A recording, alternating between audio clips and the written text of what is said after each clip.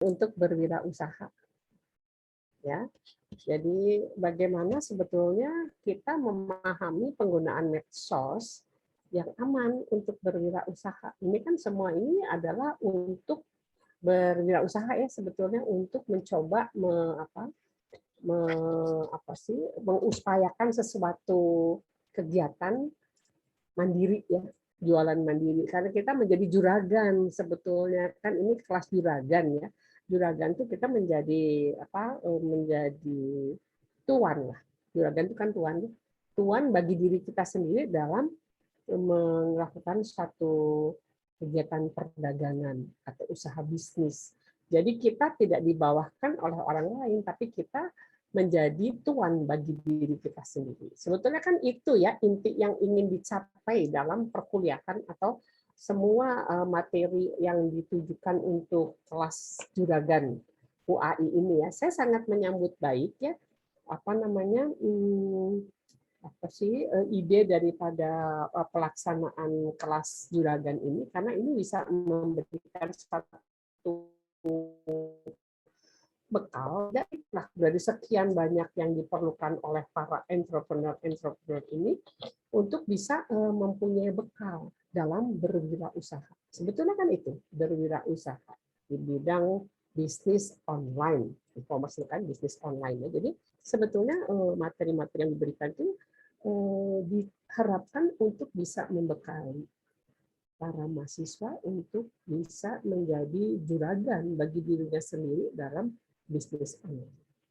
Baik, untuk pagi ini saya akan berbagi mengenai pentingnya pemahaman tentang penggunaan media sosial yang aman untuk berwirausaha. Apa sih kira-kiranya yang perlu kita diam ya, yang dia nggak mau. Nah, kita lihat nih di sini ada media sosial yang kita kenal lah ya. Ada Facebook, ada Twitter, ada Instagram, ada WhatsApp, ada blog kasus ini semua adalah media sosial yang biasa digunakan untuk berkomunikasi sebetulnya. Nah, media sosial ini juga punya fungsi selain berkomunikasi juga membuat jejaring, networking ya. Jadi kita bisa membuat sesuatu komunikasi yang berlanjut untuk visi dan misi yang sama, biasanya nanti kita membuat jejaring. Nah, kalau kita kita kepada inti dari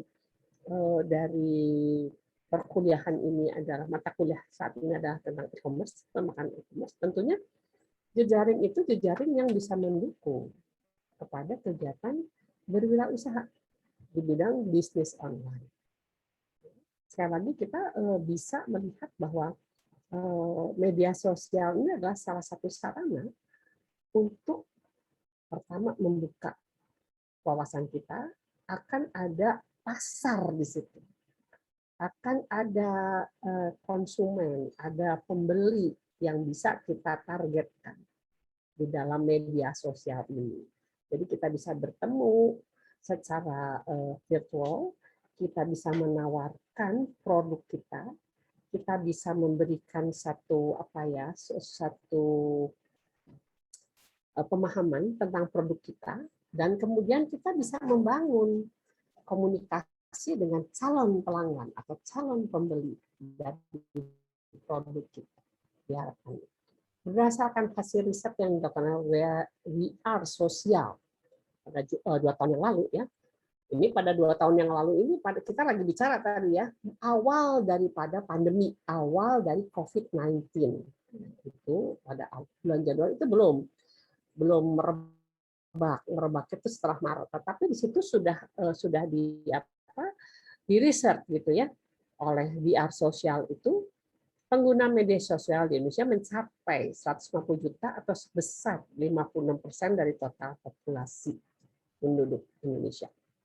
Jadi itu naik katanya 20% dari survei sebelumnya. Ini sebelum pandemi loh ya. Kita bicara sebelum pandemi. Kalau kita bicara pada saat pandemi, ada beritanya lagi yang riset belum saya masukkan juga, kenaikan itu sekian ratus%.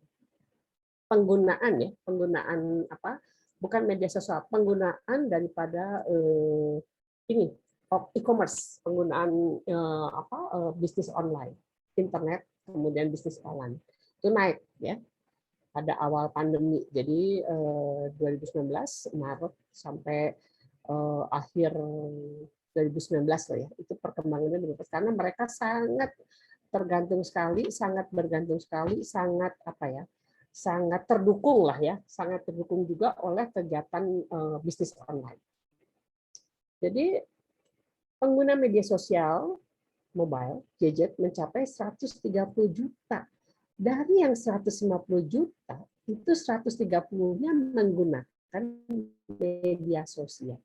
Jadi bisa dibayangkan betapa pengguna media sosial ini apa ya, sesuatu hal yang apa ya, yang sudah dilakukan oleh masyarakat di Indonesia.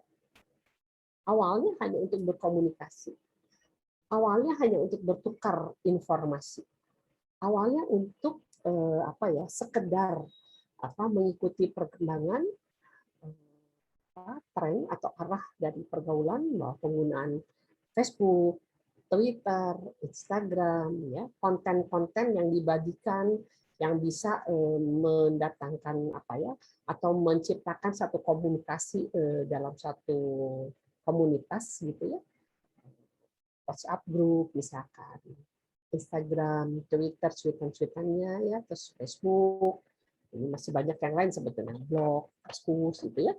Jadi sebetulnya itu adalah satu bentuk daripada pergaulan yang menggunakan pergaulan itu komunikasi, terus kemudian negosiasi gitu ya untuk pihak-pihak yang ingin melakukan kesepakatan melalui media sosial itu. Jadi media sosial ini adalah satu apa ya, satu sarana untuk mendekatkan kita meskipun dengan kita nggak tahu ya, kita bicara dengan siapa. Kita kemudian mereka tinggal di mana, kecuali diinformasikan, dan informasi itu kadang-kadang nggak sedetail kalau kita ketemu tatap muka. Kita bisa lihat orangnya, kita bisa lihat ekspresinya yang benar gitu ya, yang apa spontan gitu. Ada memang perbedaan, perbedaan dengan pertemuan yang tatap muka secara fisikal bisa kita apa ya, perbedaan itu bisa kita rasakan kalau kita melakukan satu komunikasi secara tatap muka ya, atau di luar jaringannya, luring istilahnya. Kalau dulu offline dan online, sekarang luring dan daring. Jadi kita harus akrab juga dengan istilah-istilah itu sekarang dalam jaringan daring atau online, atau di luar jaringan atau luring atau offline. Begitu.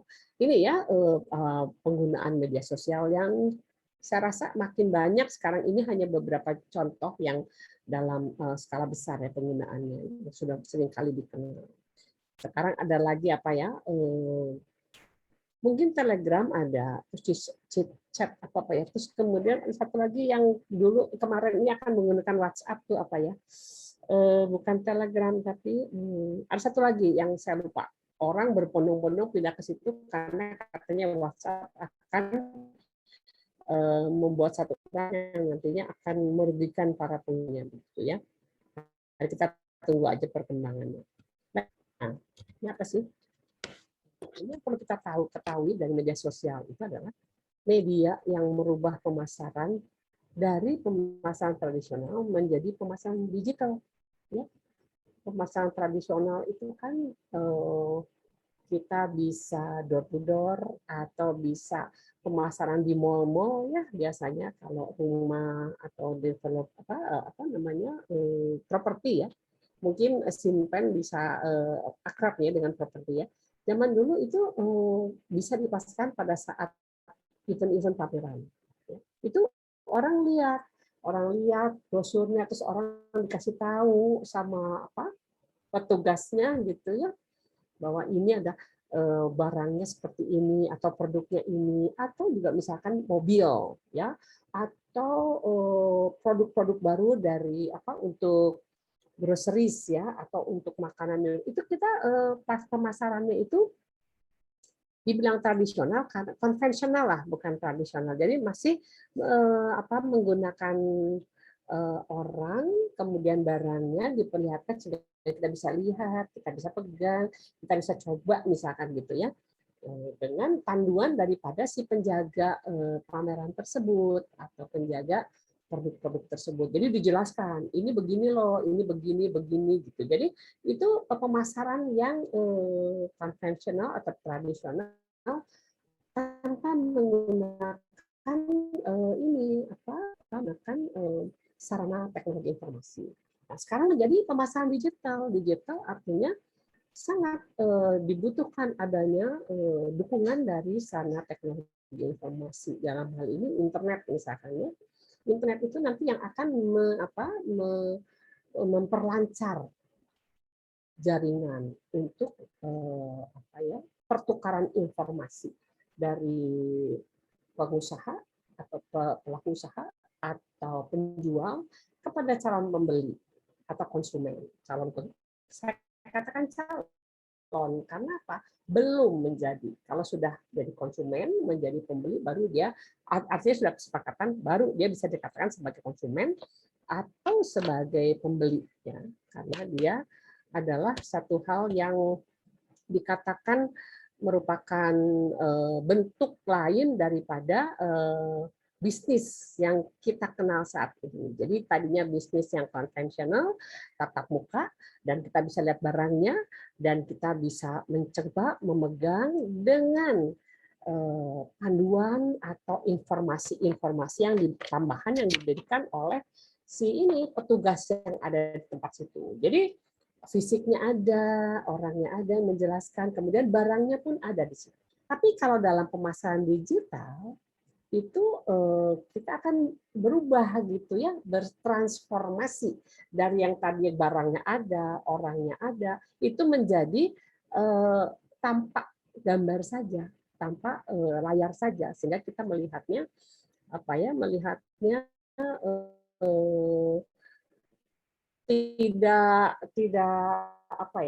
tidak real ya, real menuju ke virtual. Jadi masyarakat yang tadinya terbiasa dengan pemasaran yang seperti itu adanya, sekarang harus dibiasakan untuk menuju ke arah masyarakat virtual. Media sosial adalah sebuah media online dengan para penggunanya dapat dengan mudah berpartisipasi, berbagi, dan mengisi konten sebetulnya. Konten-konten apa yang akan kita unggah dalam media sosial tersebut? Apakah itu konten informasi biasa atau informasi yang mempunyai nilai jual atau informasi yang memberikan satu solusi kepada pengguna atau sasaran daripada tujuan pembuatan konten tersebut. Jadi si pembuat konten itu bebas, dia ingin membuat konten apa, sepanjang kontennya tidak bertentangan dengan undang-undang atau peraturan, ya. Jadi itu bisa dipahami. Jadi ini ada satu media di mana kontennya itu kita yang buat, terus kita unggah sendiri. Coba Facebook nggak bikin konten loh, WhatsApp nggak bikin konten loh, Twitter nggak bikin konten. Mereka hanya menyediakan satu ruang untuk kita bisa berkomunikasi, bertukar informasi. Terus kemudian kita membuat kesepakatan di ruang itu. Tetapi kontennya kita yang mengisi. Ya, jadi harus dipahami bahwa media sosial itu satu ruang untuk kita berkomunikasi. Nah, berkomunikasi caranya apa? Menyampaikan informasi. Informasi apa yang disampaikan? Konten namanya. Isi daripada informasi tersebut. Ya. Sehingga nanti kalau mereka yang bergerak di bidang entrepreneur, ya, sebagai wirausaha, itu mereka akan melihat media mana yang akan mereka pilih untuk menawarkan, ya, memasarkan produknya secara digital. Ini yang penting diketahui. Jadi media sosial ini bukannya sekedar untuk berbagi hal-hal yang hal-hal yang tidak punya nilai jual, tetapi sekarang sudah banyak WA group itu diisi dengan konten-konten jualan. Ya, saya punya beberapa WA group, tapi saya baru dari katakan saya punya mungkin nggak lebih dari 12-15. Satu WA group itu diisi konten penjual. Jadi ini teman saya ini sangat jeli. Jadi dia bikin satu di WA group, dia bikin grup lagi, isinya adalah all you can buy. Apa saja bisa kamu beli gitu ya. Anda bisa beli apa aja. Jadi di situ dia hanya bikin satu arah. Pinternya lagi dia di satu arah. Jadi nggak ada komunikasi. Dia dibuat satu arah, di set satu arah. Jadi dia hanya kita tuh setiap hari sama dia dibombardir dengan iklan-iklan. Memang melelahkan ya, tapi kita mikir ini pertemanan nggak bisa diputus karena kadang-kadang apa yang dia tawarkan juga sedang kita perlukan. Nah inilah jiwa-jiwa entrepreneur ini harus bisa membuat satu peluang buat dirinya sendiri seperti menghujani itu, dan kadang-kadang barang yang sama atau produk yang sama itu bisa dalam 2-3 hari itu terus dia sampaikan, nggak bosan karena dia nggak bayar mahal kan lewat WhatsApp group itu, dia nggak bayar, dia cuma perlu kuota aja. Sangat cerdas ini, menurut saya sangat cerdas teman saya ini. Saya berpikir kalau saya putus keluar nanti pertemanannya terganggu. Tetapi ya sudah, akhirnya kalau saya nggak butuh, saya ya memang ada PR tambahan, saya delete. Tetapi satu saat, oh ternyata saya perlu barang ini ya, gitu. Nggak usah susah-susah, cari aja sama dia. Gitu. Jadi ini ada salah satu strategi juga untuk menggunakan media sosial, WhatsApp group gitu ya, untuk sebagai sarana memasarkan produk-produk yang kita kita coba jual. Dalam ini terjadi pergeseran budaya dari media tradisional yang berubah menjadi budaya media digital tadi ya, atau virtual, kita nggak lihat. Selain dapat mengurangi biaya promosi, itu tadi yang setelah saya gambarkan tadi, bahwa dia biayanya sangat, hanya bikin iklan-iklan yang iklan juga disediakan oleh produsennya ya. Jadi dia hanya mencoba menjadi perantara dari penjual ke calon konsumen gitu kan. Terus jangkauannya lebih luas dan mudah diakses, tadi tinggal buka WA udah, dan ini kita hanya pegang gadget, nggak perlu buka laptop misalkan, nggak perlu browsing ya, ternyata barangnya udah depan mata. Istilahnya sekarang jamu-jamuan ya, vitamin-vitamin, kemudian produk-produk yang kalau kita beli kita harus masuk mall, kita harus menunjukkan sertifikat vaksin sekarang ya. Terus kemudian, nah pokoknya ini deh banyak aturannya untuk masuk mall, kan ribet ya ibu-ibu rumah tangga. Kemudian seperti saya masih tetap bekerja di rumah, itu kan juga waktunya sangat terbatas ya, harus dibagi-bagi. Jadi di depan mata itu udah satu hal yang satu hal yang memudahkan sebetulnya. Ini saya bilang cerdas sekali promosi semacam ini dibandingkan secara konvensional tadi ya. Jadi sebetulnya rumah saya ini masih menganut juga perdagangan konvensional karena tukang sayur masih datang, tukang peyem masih ada, tukang sol sepatu masih ada, tukang bakso masih lewat, sari roti masih lewat. Jadi itu kan masih ada. Jadi berarti ada satu sisi di mana kita beradaptasi kepada yang virtual digital, tetapi satu sisi kita masih membumi, artinya kita masih berkontak sosial dengan orang lain. Saya bersyukur karena lingkungan saya itu tidak membuat saya menjadi menjadi murni virtual gitu, digital, jadi nggak kenal orang, nggak. Ya lingkungan rumah saya bersyukur masih seperti itu. Jadi saya bisa bandingkan ya apa yang saya rasakan kalau kita secara luring dan daring dalam membina komunikasi dengan orang lain. Baik, lanjut. Nah, ini ada juga data dari conversation. Anak muda bisa menghabiskan waktu 3-5 jam per hari untuk berinteraksi di internet, khususnya di media sosial. Tadi media sosial. Ini juga hasil riset.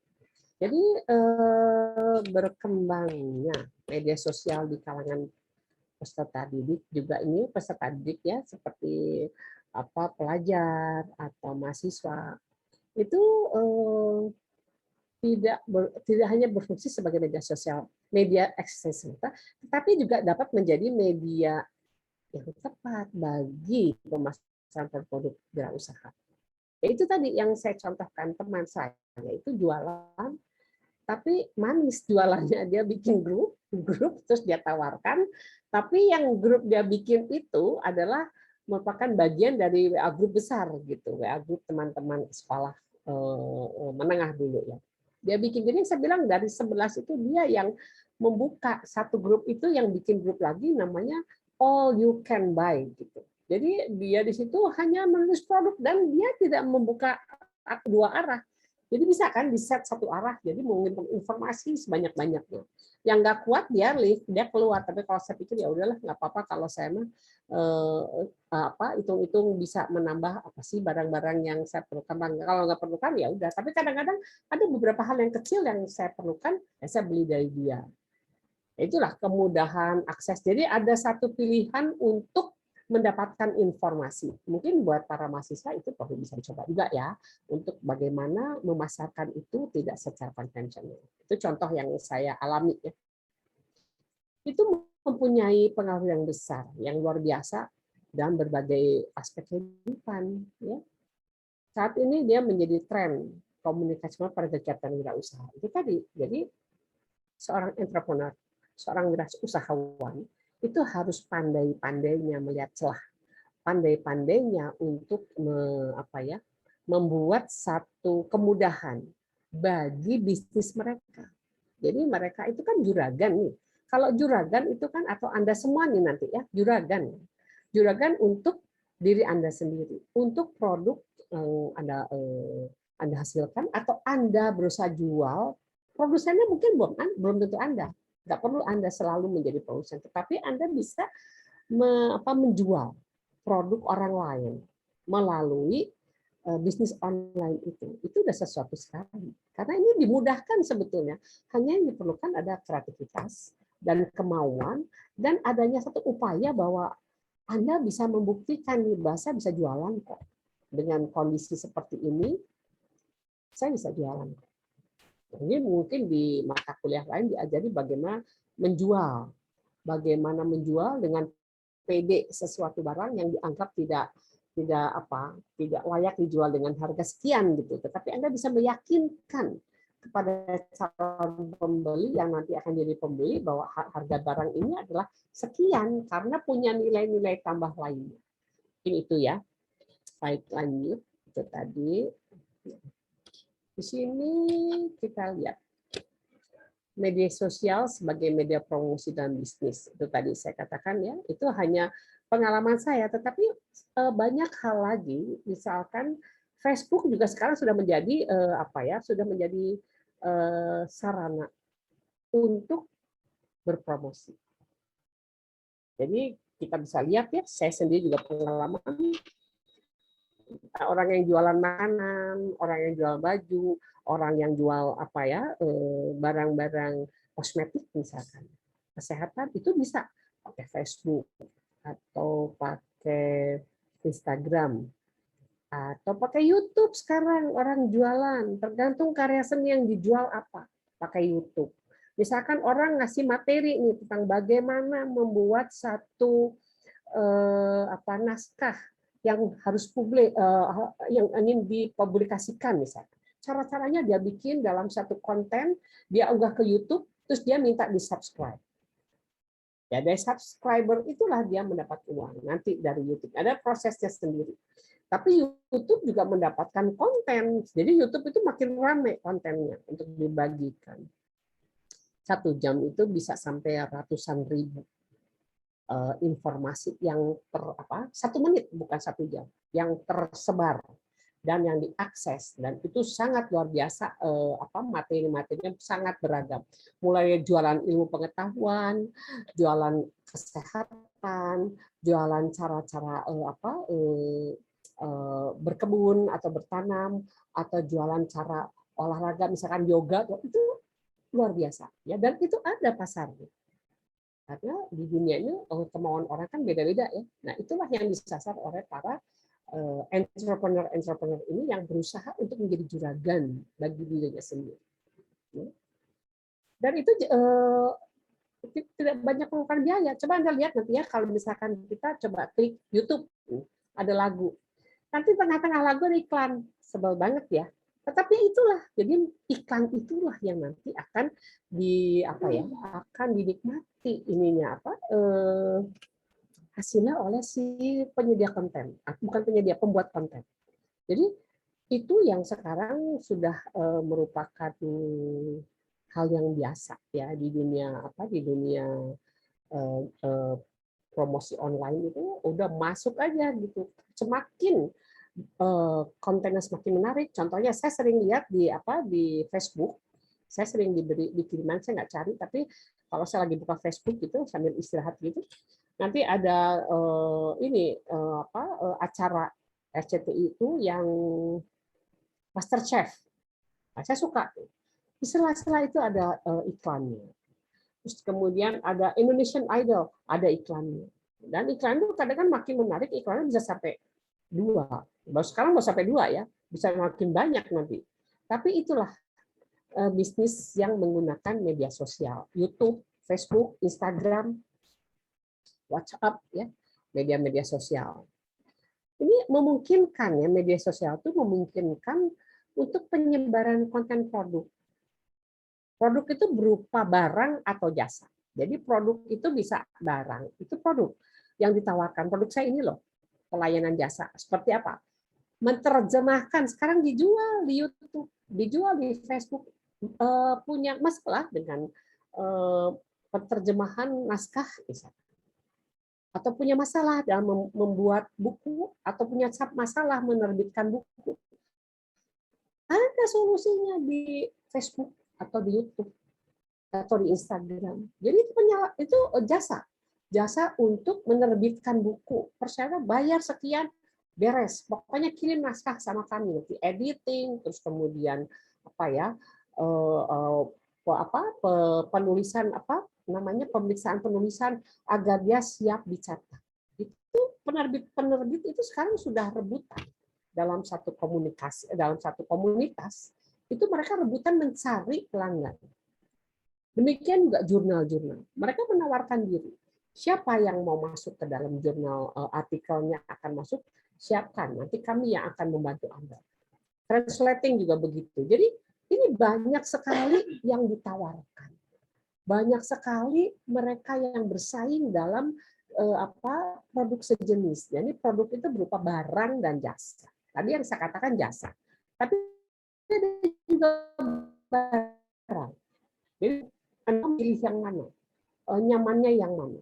Anda menjadi juragan, Anda menentukan sendiri, saya mau jualan ini. Tapi sebagai seorang juragan, Anda harus bisa menentukan arahnya. Produk yang dibuat itu siapa yang akan Anda targetkan pasarnya.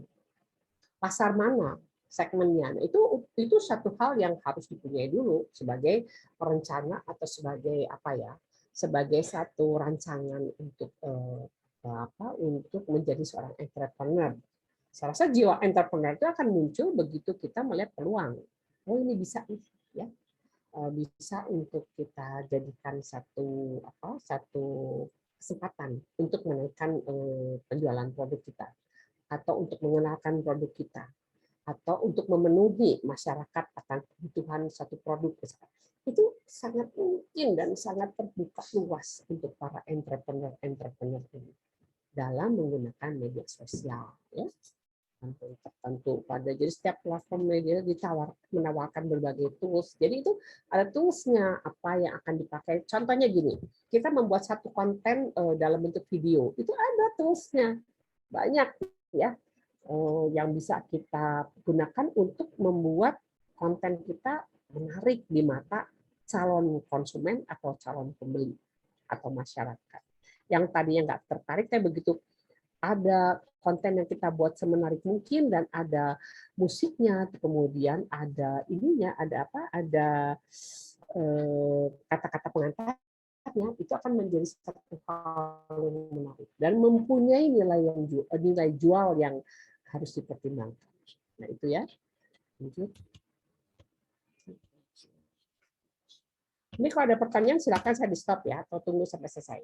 Nah ini ada dampak-dampak positif yang bisa kita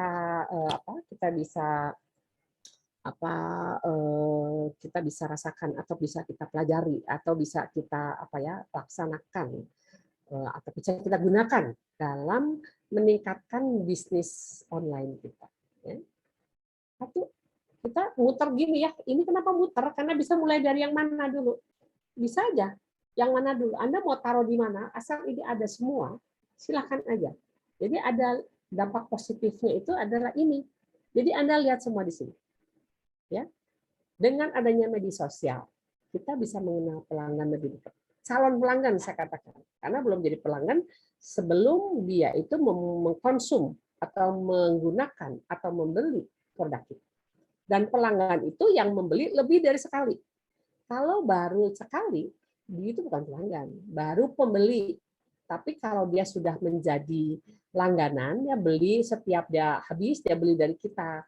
Atau setiap dia butuh, atau ada keluarganya yang butuh, dia beli ke kita. Tergantung. Itu hitungannya kita sendiri yang bisa menentukan.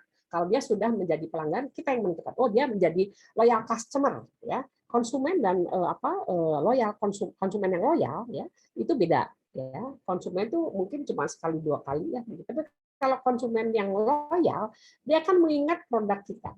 Contohnya, yang dari WA Group itu saya mendapat tawaran atau mendapat satu promosi atas satu makanan yang ternyata saya dan keluarga suka. Bukan yang mau ayam goreng kering, sebetulnya ayam goreng kering. Harganya murah, terjangkau, dan enak ternyata saya beli. Jadi begitu saya ingat mau kasih teman saya yang sedang isoman, atau teman saya sedang sakit, atau teman saya sedang kedatangan anaknya, saya kirim, saya pesan ke orang itu untuk beli makanan ayam gorengnya itu, ayam goreng garing namanya ya. Tapi bukan seperti Kentucky, ini ayam goreng rumahan. Dia kirim. Jadi itu kan media sosial ini punya dampak positif. Terus kemudian itu yang saya alami. Jadi saya bisa mengatakan karena saya bisa mengalami bahwa oh ternyata perlu juga ya pertemanan untuk kita bisa tahu. Nah inilah yang harus digarap oleh para entrepreneur ini ya, usaha ini. Nah kemudian melihat persaingan pasar. Ya. Atau boleh merespon lebih cepat. Silahkan, mana yang mengenal pelanggan lebih dekat, kemudian setelah dekat kita respon dengan cepat hubungan yang sudah terjalin misalkan gitu ya. Jadi ini ada promo loh, dia kasih tahu ini segini, atau saya beli abon ayam gitu ya. Terus dendeng ayam yang itu hanya bisa didapatkan kalau kita punya koleksi. Karena di toko enggak ada gitu misalkan. Karena itu adalah produk rumahan. Terus melihat persaingan pasar. Nah, persaingan pasar seperti apa? Yang kompetitif adalah persaingan terhadap produk sejenis. Kalau produknya beda, kita nggak perlu takut. Persaingan itu ada kalau produknya sejenis. Dan kemudian pangsanya atau targetnya itu juga kita harus tentukan. Melihat yang mana yang akan kita yang akan kita banjiri dengan iklan-iklan kita. Kemudian dengan media sosial itu kita bisa mendengar keinginan pelanggan. Kita bisa belajar dari mereka-mereka yang menawarkan dari produk yang sejenis, apa sih yang sebenarnya diinginkan oleh pelanggan atau konsumen dalam hal ini. Yang saya katakan bedakan ya antara pelanggan dengan konsumen. Kalau pelanggan itu bisa dia sudah beberapa kali beli dan itu tadi dia selalu mengingat produk kita untuk dia bagikan atau dalam suasana tertentu dia bisa menggunakannya sendiri gitu. Apa sih yang diinginkan? Kita bisa lihat dari media sosial. Kita bisa memetakan sendiri, oh ini mereka ini trennya sedang ke sini. Misalnya ada topi bucket ya sekarang ya, topi yang ketutup itu ya, itu trennya ke situ misalkan. Atau ini nih, ini apa nih namanya nih? Ini kan pegangan daripada handphone. Ini nggak mahal sebetulnya, ya. Tapi kita kalau harus beli keluar hanya untuk beli ini saja, rasanya buang waktu. Terutama buat saya yang misalkan kerja dari rumah dan harus membagi waktu saya. Jadi yang ini dipakai oleh Pak Jokowi kemarin ini dan ternyata langsung iklannya tuh iklan Pak Jokowi tanpa bilang-bilang langsung mereka pakai untuk jualan ini. Jadi presiden aja pakai alat semacam ini misalkan. Nah, itu adalah peluang yang meningkatkan meningkatkan hasil atau meningkatkan bisnis mereka penjualannya atau pemasarannya gitu. Kemudian meningkatkan pengunjung website. Jadi dari media sosial ini kita bisa meningkatkan meningkatkan pengunjung website. Bagaimana caranya? Ya kita sering-seringlah pakai media sosial. Sering-seringlah kita buka informasi-informasi yang ada di website tertentu. Dan yang lebih apa ya, menurut saya ini semua sama, bisa ini merupakan dampak positif, tapi ini merespon dengan cepat. Ini kadang-kadang dilupakan oleh para entrepreneur. Mereka kita hitungannya bukan hari, bukan minggu, bukan bulan, tetapi itu jam. Bahkan kadang menit, kalau kita telat aja dikit, diambil sama komputer kita. Ya, itu mungkin yang perlu dipahami juga oleh kawan-kawan. Ya. Nah ini kita harus tahu juga ada ketentuan bisnis menggunakan media sosial. Ya, ketentuan-ketentuan yang sebetulnya kalau bisnis itu lebih kepada apa ya? Tidak selalu tertulis, tetapi etika dalam berbisnis. Ya. Berbisnis dengan media sosial nggak bisa kita sembarangan mengikuti aturan. Aturan itu kadang-kadang tidak tertulis. Yang tertulis ada jelas aturan undang-undangnya boleh pakai. Tetapi biasanya di antara pebisnis itu ada etika-etika tertentu yang harus dipahami, harus harus dilaksanakan atau harus harus dipatuhi.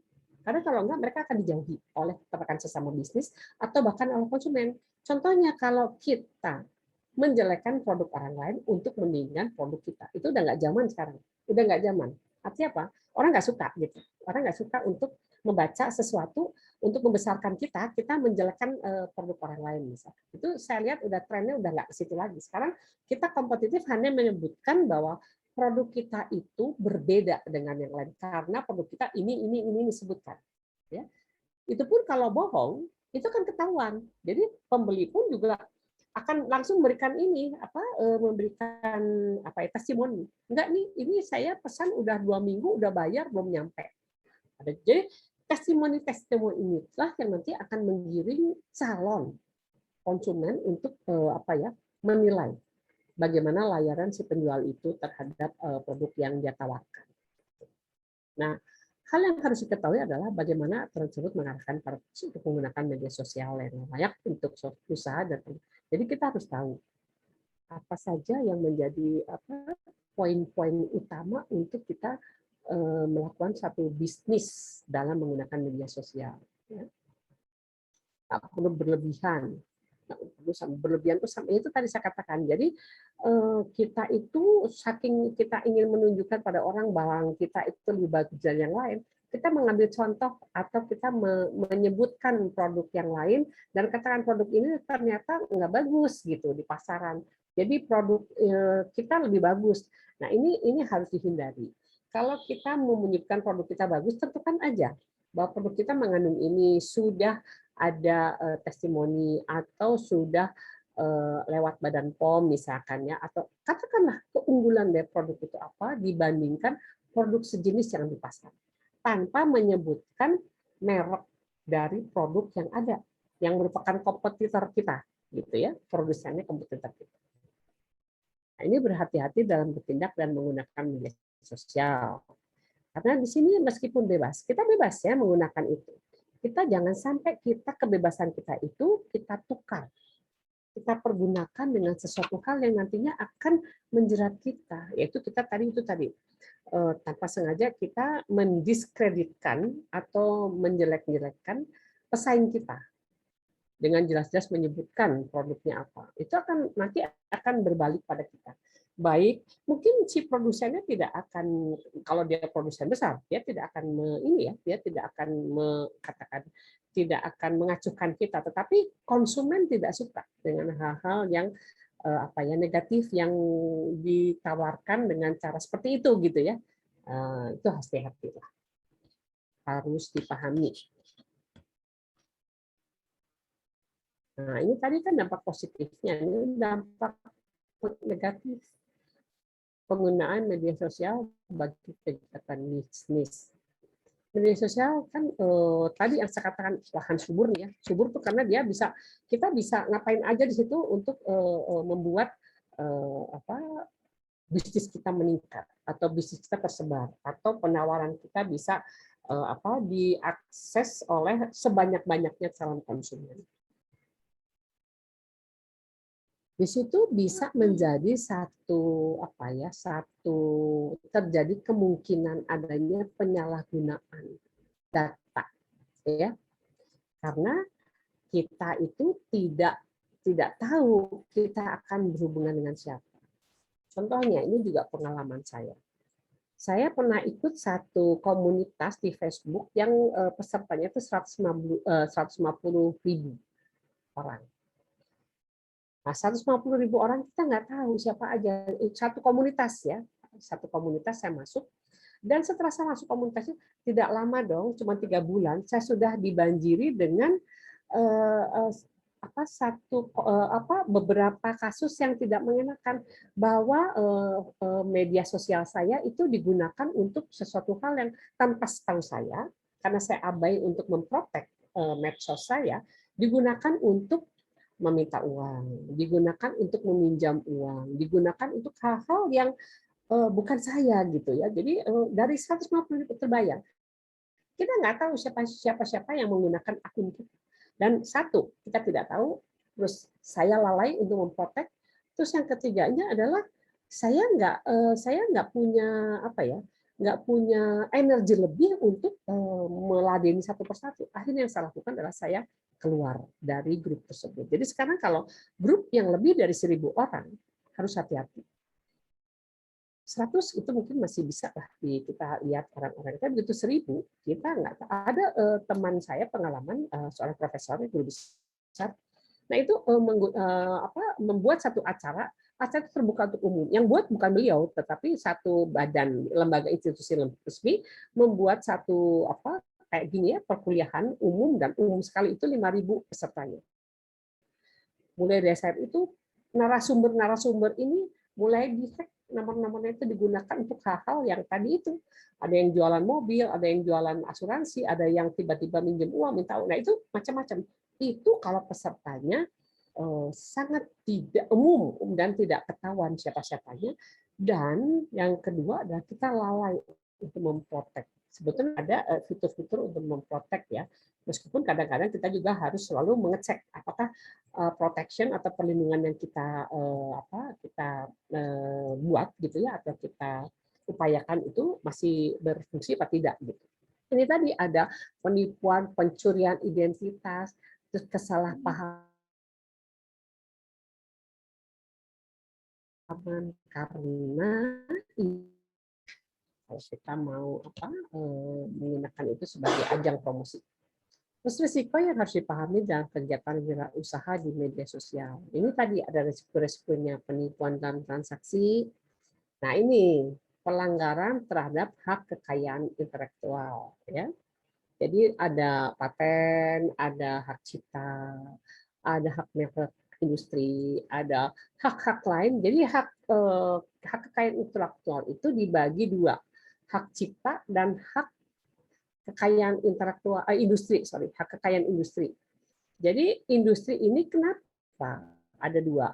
Cipta itu dia eksklusif untuk si pemilik, mempunyai dua sisi, yaitu hak moral dan hak ekonomi.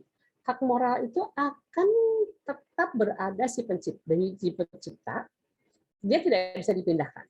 Tetapi hak ekonomi itu bisa dipindahkan kepada mereka yang diberi lisensi untuk memproduk ciptaannya itu dan menjualnya. Jadi namanya hak ekonomi. Jadi dia bisa menjual wujud dari karya cipta itu, seperti buku itu karya cipta ya. Jadi literatur works namanya, hasil karya tulis ya. Ada karya seni lainnya, misalkan koreografi atau film atau desain animasi. Nah, jadi itu ada proses ciptaan dan ada proses untuk penjualannya. Ada hak moral dan hak ekonomi. Ekonomi right dan moral right. Itu hak cipta. Jadi hak ini dibagi dua, hak cipta dan hak milik industri. Kenapa industri? Karena dia itu baru terasa pelindungannya kalau dia digunakan dalam industri. Seperti contohnya paten. Paten itu adalah hak yang diberikan kepada hasil penemuan dalam bidang teknologi. invention ya dalam penemuan. Dan dia harus mempunyai persyaratan untuk mereka yang mengajukan paten ada persyaratan-persyaratannya sendiri.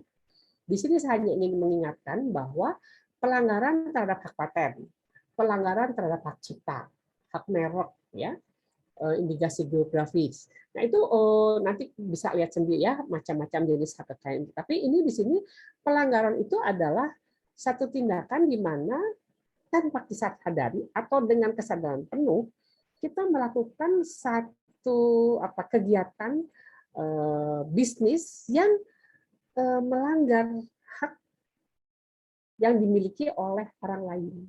Contohnya, kita membuat buku, bukan membuat buku, ada penulis buku, kemudian bukunya kita copy untuk kepentingan kita sendiri. Itu oleh undang-undang hak cipta dibolehkan. Kalau tidak diperjualbelikan. Tapi begitu kita mengcopy dan kita jual lagi, orang itu udah ada nilai ekonomi dan itu melanggar. Ya. Sebaiknya adalah kita izin kepada penciptanya atau penulis bukunya. Itu mungkin dilakukan kalau penciptanya masih hidup, penulisnya. Tapi kalau sudah tidak ada, yang bisa kita lakukan ya kita, terutama untuk saya sebagai dosen ya, seringkali kita kekurangan bahan. Nah, bahan-bahan itu biasanya kita ambil dari penulis-penulis, terutama untuk materi-materi yang sangat mendasar ya, yang sangat-sangat tidak bisa digantikan oleh materi-materi yang ada. Itu biasanya penulis-penulisnya tuh jauh, kemudian kadang-kadang juga sudah tahun 51 bayangin, karena itu merupakan satu masterpiece dan kita masih pakai teorinya misalkan, belum tergantikan. Nah itu kita copy, kita petik sendiri, bukan untuk diperjualbelikan. Itu masih. Tetapi kalau sudah kita pakai, kita jual beli. Jadi ada nilai ekonomik yang kita untuk kepentingan kita, keuntungan kita itu harus diperhatikan. Jadi dalam mempromosikan produk, lihat produk isinya apa.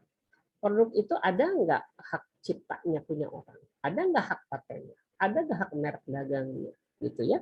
Nah itu harus dipahami, harus dipelajari. Kemudian ada juga persaingan tidak sehat. Apa yang disebut persaingan tidak sehat? Persaingan tidak sehat itu adalah persaingan yang dilakukan oleh seorang penjual atau pelaku usaha ya. Dalam Undang-Undang Perlindungan Konsumen dikatakan pembeli dan pelaku usaha, konsumen dan pelaku usaha. Jadi pelaku usaha itu disebut penjual. Nah, itu persaingan tidak sehat kalau dia sejenis. Si pelaku usaha itu melakukan katakan monopoli. Jadi contohnya gini. Dulu ada kasus batu baterai F-Ready dan batu baterai ABC. Ya. Itu mereka bersaing itu di daerah Jawa Tengah kalau nggak salah. Jadi pada satu saat F-Ready dan ABC itu kompetitif tahun 2010 masih di bawah. Waktu itu masih S2 di UI adalah salah satu merek itu dia memberikan satu fasilitas kepada toko yang mau menjual produknya dengan memberikan bot, memberikan potongan harga sehingga kalau dia menjual produk yang sama dengan merek yang berbeda gitu. Tapi syaratnya dia nggak boleh jual merek lain selain merek yang punya produsen tersebut, A dan B katakan. Produsen A itu memberikan fasilitas, memberikan produk nggak usah bayar deh, taruh aja gitu, terus ada booth bagus dibikin sedemikian rupa dan ada promo-promonya. Tapi syaratnya dikasih modal lah si toko penjual itu. Syaratnya dia tidak boleh menjual produk sejenis di luar merek yang dia tawar. Itu udah tidak sehat. Karena apa? Persaingan itu menutup kesempatan produk sejenis untuk juga bisa ditawarkan dalam bisnis tersebut. Dan ini juga bisa masuk ke dalam e-commerce. Hati-hati, jangan sampai kita dikenai ketentuan persaingan usaha tidak sehat. Ini persaingan usaha namanya. Persaingan usaha tidak sehat. Ada undang-undangnya, ada aturan. Tetapi yang perlu diketahui adalah jangan sampai kita kita termasuk ke dalam wirausahawan yang menggunakan persaingan usaha tidak sehat. Ya, artinya itu sekedar tahu bahwa itu membekali, itu dilarang dan itu ada sanksinya. Ya. Nah, ini apa nih kode etiknya? Nah, ini ada kode etika sebetulnya bagi para pelaku bisnis e-commerce, terutama mereka yang ya itu tadi entrepreneur atau para juragan ya. Ini berlaku juga untuk Anda semua yang ingin masuk ke dalam bisnis online. Ya. Adanya itikat baik, good faith. Terus adanya prinsip perjanjian harus ditepati. Jadi perjanjian itu kesepakatan sebetulnya. Kesepakatan yang harus ditepati. Apapun kesepakatan yang sudah dijanjikan, contohnya kita jualan. Barang kita ini kualitasnya A loh. Premium katakan ya. Mbak Nana nih paling seneng dengar premium. Karena ingin bergeraknya di situ. Oke, silahkan tawarkan. Tetapi kita harus menepati ya. Kualitas saya ini segini dengan katakan klasifikasi produknya apa, terus kemudian kenapa dia disebut premium? Kita harus sebutkan karena dia berbeda dengan yang medium atau yang di bawahnya misalkan. Sebutkan perbedaannya apa sehingga kita bisa yakin ini benar-benar premium. Atau kita mau menjual produk yang bisa diterima oleh masyarakat meskipun harganya murah, tapi kualitasnya bisa dipertanggungjawabkan. Sebutkan, tetapi harus ada itikat baik dalam menjual ini, bahwa barang ini memang barang yang aman. Ya. Jangan barang yang saya datang baru digunakan udah putus gitu ya, atau membahayakan, melukai. Nah itu etikatnya nggak baik ya, jualan gitu asal bisa jual dengan harga murah sih nggak bisa gitu, karena ada dua hal yang harus dipenuhi, yaitu adanya itikat baik dalam menjual produk tersebut dan juga ada ada niat untuk menepati apa yang dijanjikan sebelumnya dalam kita menjual. Kita janjikan 2-3 hari akan nyampe paling lama, ternyata sehari udah nyampe, berarti kan itu dia sudah sudah menunjukkan ternyata lebih cepat daripada yang diperjanjikan.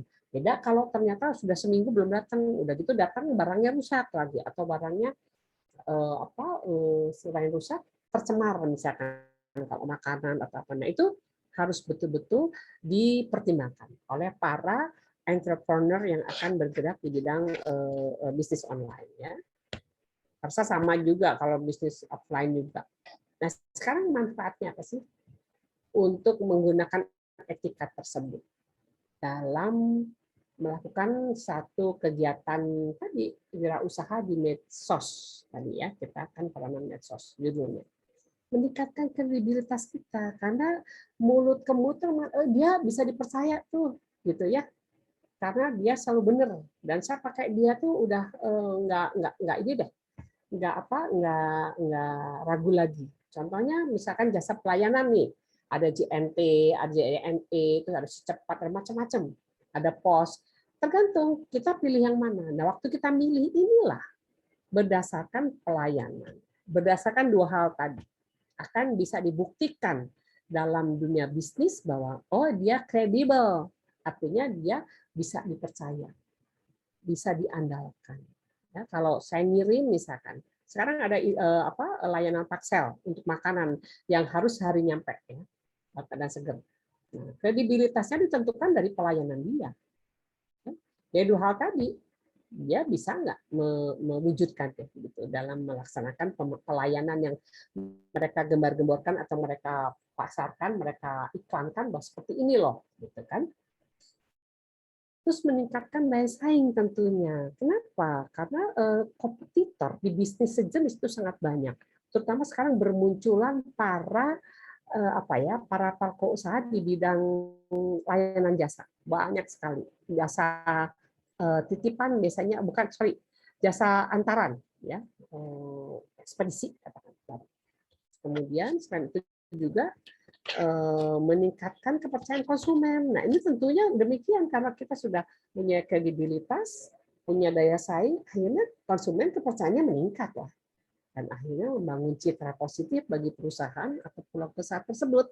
Inilah manfaat etika yang kita gunakan tadi. Dua sebenarnya sederhana, tetapi kalau itu tidak bisa diwujudkan, tentunya kita tidak bisa mengambil manfaatnya ya daripada etika yang kita tahu tapi kita tidak laksanakan, tidak kita kerjakan. Nah, sekarang ada ini solusi penggunaan media sosial sebagai sarana. Ini sebetulnya ini siswa-siswinya ini bisa diganti dengan para pelaku online ini, para bilang penjualnya. Pelaku itu juga ada komennya juga ya dalam bisnis online. Nah ini dalam konteks bisnis etika itu mengajarkan hal-hal yang terkait dengan apa ya, perilaku positif, kejujuran, keadilan, etikat baik yang mengacu pada standar moral, perilaku secara universal, secara umum tuh yang jujur seperti apa pasti ada, bisa dipercaya. Kemudian apa etikat baik tadi ya. Nah ini perilaku kesantunan ya dalam kita menginikan jualan kita, kemudian kesantunan dalam kita menyepakati ya dalam komunikasi yang kita lakukan secara online itu hal-hal tersebut sangat berperan penting. Terus ada batasan bagi para entrepreneur ini untuk menjalankan kegiatan usaha di bidang. Jadi batasan-batasan tadi kita harus tahu mana yang boleh, mana yang tidak. Contohnya saya katakan bahwa kita tidak perlu lagi sekarang untuk menjelekkan kompetitor kita untuk memperlihatkan bahwa kita lebih baik. Itu udah harus dihindari, ya. Itu merupakan batasan. Jadi kita dalam memberikan atau mengusahakan suatu promosi, kita harus menjaga ini. Jangan sampai kita menjelekkan atau kita mendiskreditkan produk dengan disebutkan mereknya untuk menunjukkan produk kita lebih baik. Itu harus hindari. Kalau ada yang masih melakukan hal tersebut, itu berarti dia tidak paham. Ada hal yang memang harus dihindari, batasan-batasan ini ya. Nah, ini sebetulnya pengawasan ini adalah untuk para siswa. Tetapi dalam hal ini sebetulnya pengawasan itu bukan pengawasan yang langsung, tetapi sebetulnya kita harus aware dengan ininya masyarakat, ya. Bagaimana masyarakat menilai kita. Pengawasannya bukan dari lembaga institusi yang bisa kita kenal, ya, tapi dari masyarakat. Bagaimana masyarakat itu menilai, ya. Terus mengawasi bahwa satu proses itu berjalan benar apa tidak. Nanti tinggal bikin testimoni. Kalau Grab atau Gojek, dia paling takut banget kalau dikasih 1 bintang. Kenapa?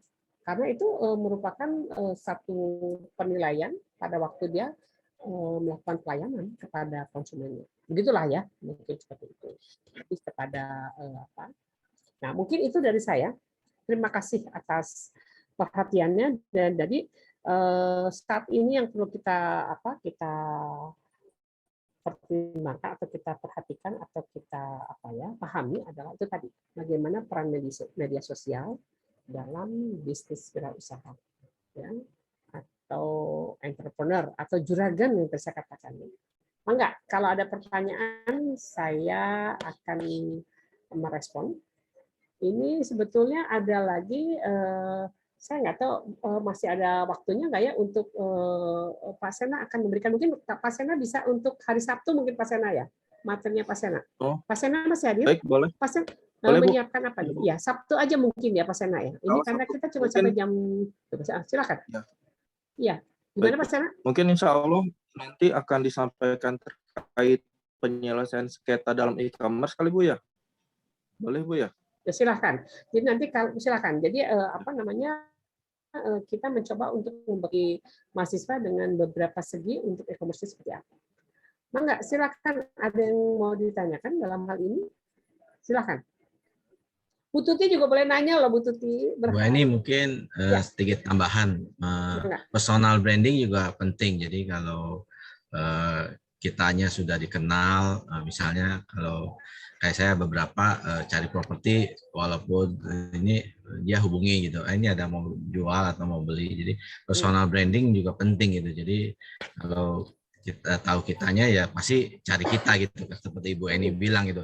Jadi jadi pelanggan itu udah ketahuan personal kita bagus, cara kerjanya. Jadi personal branding juga penting sih. Itu aja Bu, makasih. Ya, jadi memang itu perlu juga karena itu personal branding itu harus dari kita ya, bukan dari luar. Jadi mereka yang akan menilai apakah berhasil nggak personal branding kita. Jadi image yang kita tampilkan sebagai pelaku usaha yang betul-betul baik dan siap melayani konsumen gitu ya, sebetulnya itu. Silakan dari Mas Sandi, ini ada lagi dari siapa nih? Mas Sandi, terus kemudian Mas Indra. Mas Indra masuk nggak nih? Ada nggak? Bu Rato, silakan Bu Rato. Pak Sedek, ayo silakan. Enggak, ada yang mau ditanyakan atau ada yang mau ditambahkan? Untuk teman-teman, apakah sudah memberikan ininya tugas kepada saya? Yang belum terang di-emailkan ke saya ya untuk penilaian nanti. Baru simpan kalau yang masuk ya, belum yang lain. Ada Bu Ratu udah sama Triana udah. Tadi di grup udah di list. Oke, nanti di ini lagi ya, saya belum lihat. Silakan. Jadi silakan ada yang bertanya, Mbak Nana ada yang bertanyakan, silakan. Sudah Ibu cukup. Cukup ya. Gimana bisnisnya udah mulai ini bangkit lagi? Sudah mulai ini, Mbak Nana? Kenapa Ibu, Mas? Bisnisnya sudah mulai ditekuni lagi? Sudah Ibu, alhamdulillah ada beberapa lagi pesanan datang. Udah jalan ya. Jadi apa namanya? Gimana? Progresnya baru sampai proses desain untuk menyesuaikan ke gitu ya. Jadi bisa ini ya, bisa jalan gitu ya. Jadi kelas ini bisa memberi bekal nggak kelas juragan ini? Alhamdulillah sangat bisa memberikan bekal. Ya. Jadi syukur deh. Lebih pede ya. Gimana pengalamannya? Pengalamannya gimana, boleh dibagi?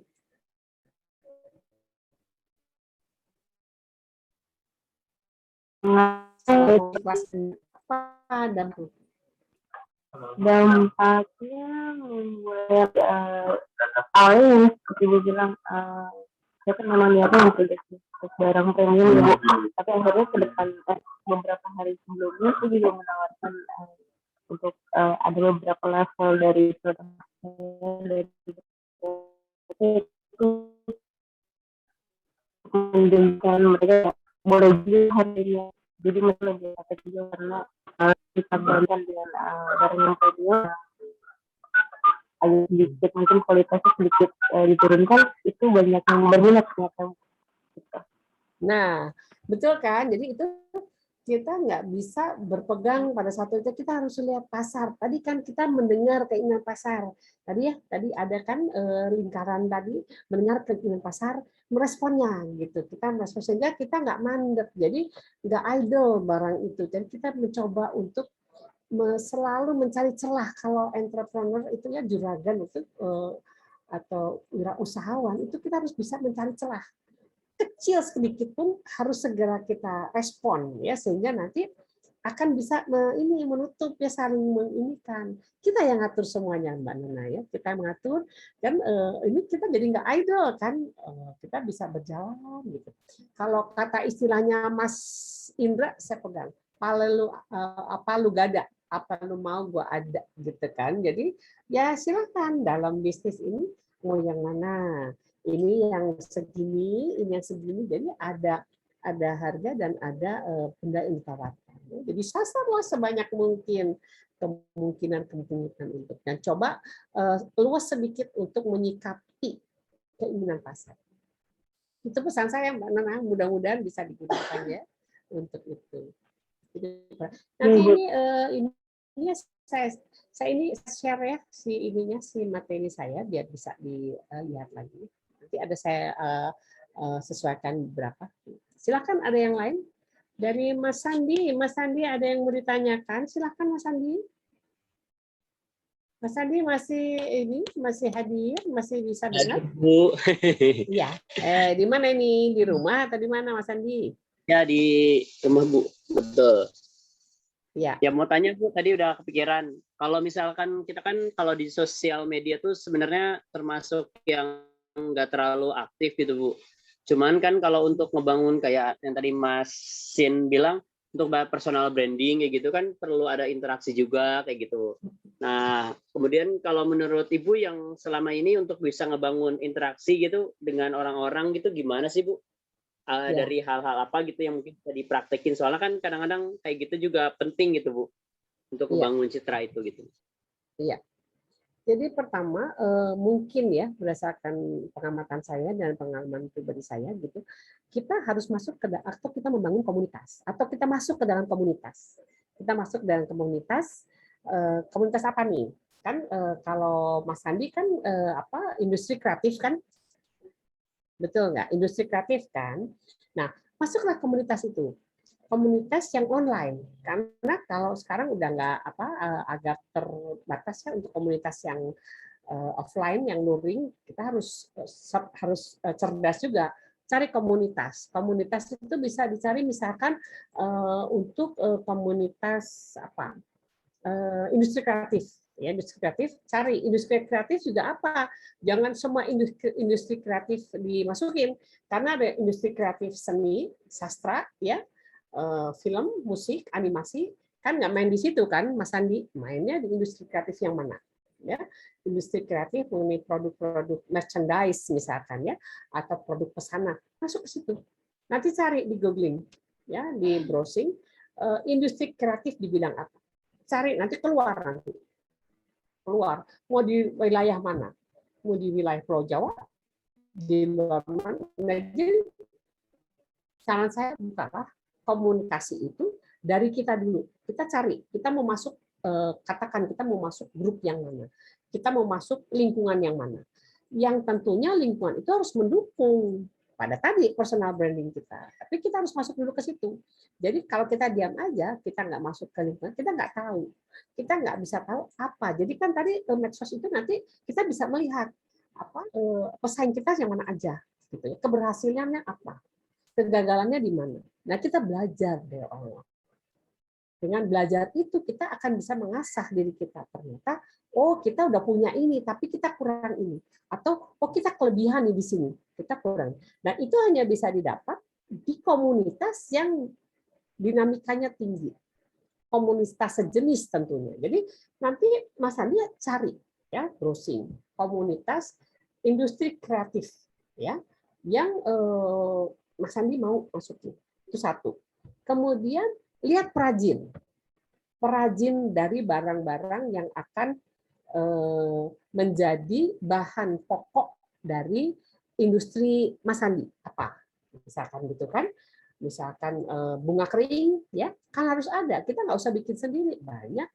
Kalau kita beli di pasar, di toko atau di tempat-tempat penjualan, itu pasti berbeda dengan kalau kita beli di perajinnya. Betul nggak? Ya, jadi coba cari itu.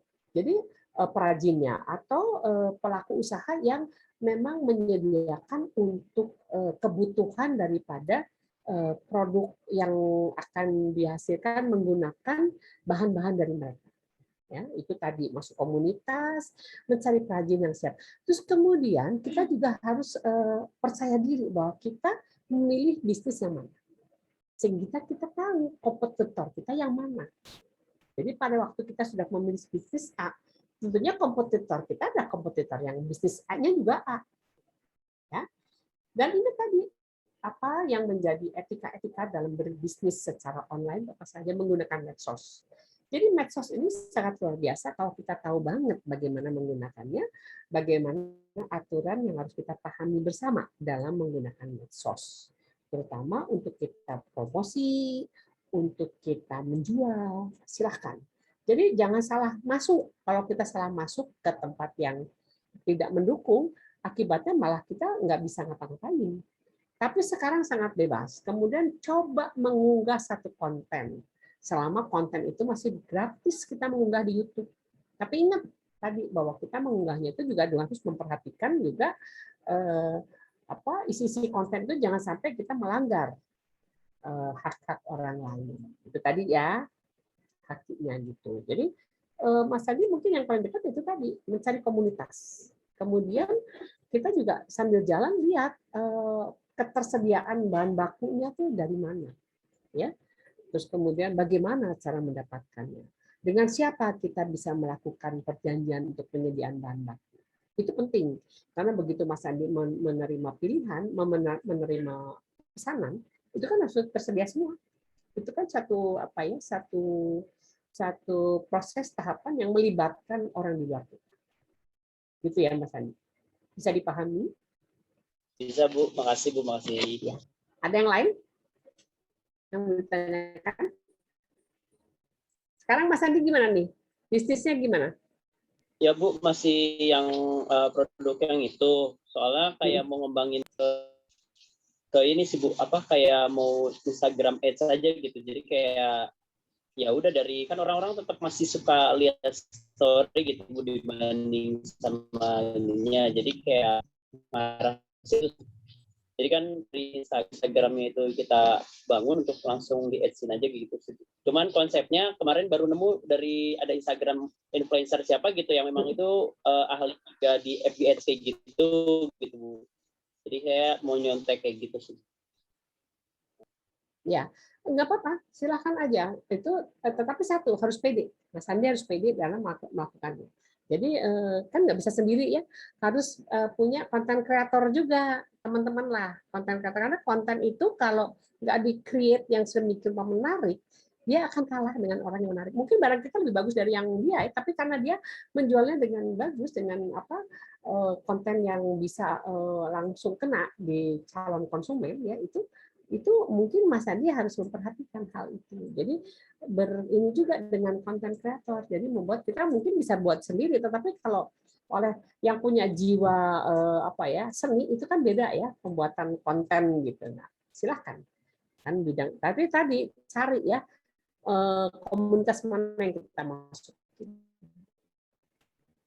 Ya, dan juga kita harus tahu dengan siapa nanti kita akan bisa mewujudkan kreasi kita. Kan kita perlu bantuan orang lain ya, penyediaan bahan baku, pengirimannya, pengemasan, kan kita nggak bisa sendiri. Kita kan lebih kepada bagaimana merangkainya, membuat industri produk yang menarik gitu kan.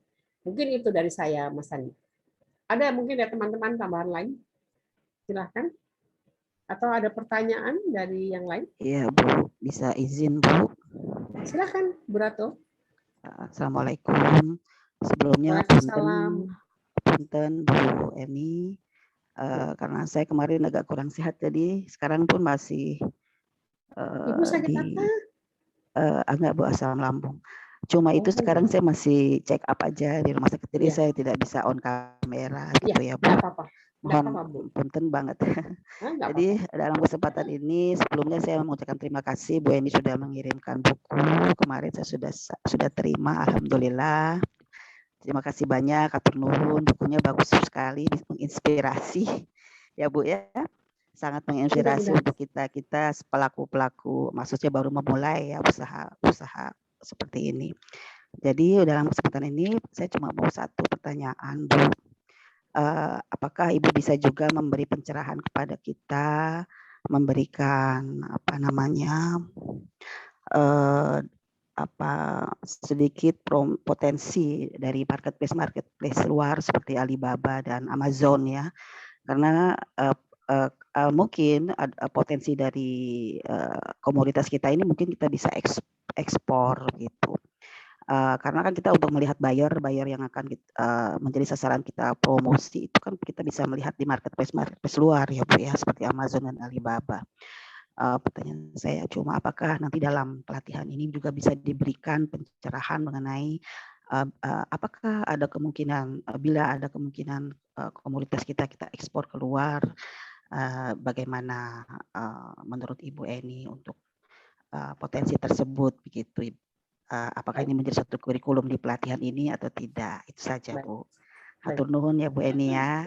Sama-sama. Assalamualaikum. Waalaikumsalam. Terima kasih Bu Rato, cepat sembuh ya. Saya juga punya saya penderita GERD Bu. Saya penderita GERD. Jadi GERD itu lebih dari cuma asam lambung, tetapi asam lambung saya itu harus di-maintain banget karena saya punya kekurangan klep saya itu nggak bisa nutup Bu. Klep dari apa ya, dari usus apa ya, dari pencernaan sampai ke kerongkongan gitu kan ada ya. Oh, Itu ada iya klep. Jadi betul. kalau klep itu dia terbuka pelan-pelan gitu, mengeluarkan asam lambungnya terus tutup lagi gitu kan. Saya itu Oh, terbuka terus Bu. Jadi begitu asam lambung itu banyak sekali, langsung ini ya. teriritasi tenggorokan saya Bu, kerongkongan saya Iya, teriritasi. sampai ke suara. Saya juga sudah sampai tenggorokan ini. Iya. Sampai ke situ asam lambung naiknya. sangat Iya, ya, energi dan segala macam. betul, Jadi Bu. satu-satunya harus dimaintain. Iya. Ini nanti Bu ini bisa japri saya ya, Bu Rato, Baik, japri saya baik apa Bu. saja. Matur Silakan. nuwun Bu. Japri Matur saya ya, nuwun silakan. banget. Karena Boleh Bu ya sama izin kita, untuk silakan matur nanti kita nuwun. berbagi mengenai ini. Baik, Tapi untuk baik Bu, matur pertanyaan nuwun ini, Bu. karena di kelas ini pertanyaan ya, baik. Pertanyaannya bagus sekali Bu Rato. Sebetulnya saya itu diminta oleh panitia atau penyelenggara ini kelas ini untuk memberikan bagaimana sih e-commerce tentang e-commerce untuk dalam orang yang berwirausaha di bidang online gitu ya. Apa sih pengetahuannya? Saya berusaha menyampaikan. Jadi sebetulnya mengenai apa ya, mengenai ekspor kita, barang-barang kita yang akan kita masukkan ke dalam marketplace di luar. Itu sebetulnya bisa-bisa saja Bu. Satu, kita harus tahu ini term of condition ya, term and condition. Jadi syarat dan ketentuan yang mereka tentukan untuk sebagai penjual di lapak mereka, Alibaba atau Amazon. Itu satu dulu ya. Kita harus pelajari dulu. Karena itu merupakan dasar kesepakatan kita dengan marketplace tersebut. Di sini Mas Indra ada nggak? Kita kan ada pengalapak sebetulnya ya. Tapi kalau kita menyasar internasional, oke lah.